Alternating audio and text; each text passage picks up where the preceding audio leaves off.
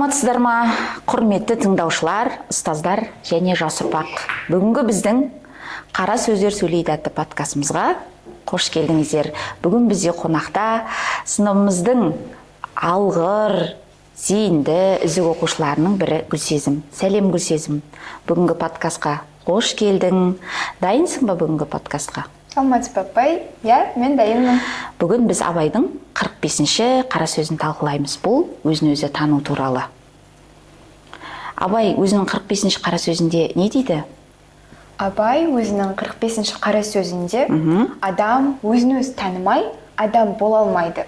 Өзіңді дамыт, кемшіліктеріңді түзет деп айтады. Өте жақсы. Демек, Абай бізге ең алдымен өз-өзімізді танытуымызды, өз бойымызды түзеуді үйретеді. Сен бұл ойдан қандай сабақ алдың? Мен үшін бұл өзімді дамытып, жақсы қасиеттерімді жетілдіріп, кемшіліктерімді түзету маңызды екенін білдіреді. Жарайсың, дұрыс айтасың. Енді бұл қара сөздерді оқу арқылы сыныптағы достарыңмен қарым-қатынасты қалай жақсартуға болады деп ойлайсың?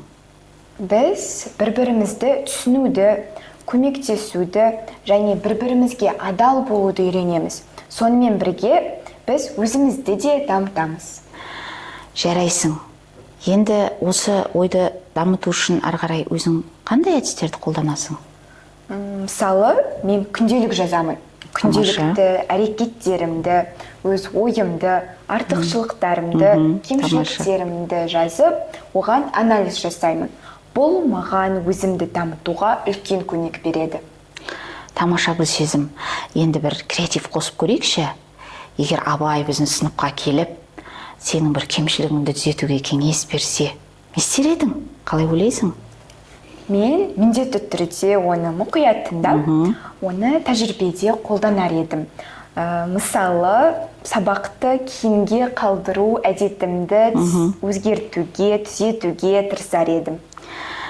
Дәл солай, Гүлсезім, білім мен өзін-өзі дамытуды бір-бірімен қалай байланыстыруға болады деп ойлайсың? Менің ойымша, білім бұл тек ақпарат емес, өзімізді дамытатын құрал.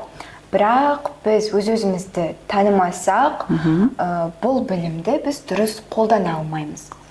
Сондықтан Абай ақыл, қайрат, жүрек үйлесімін атап, бізге нағыз адам болуды үйретеді. Тамаша Гүлсезім.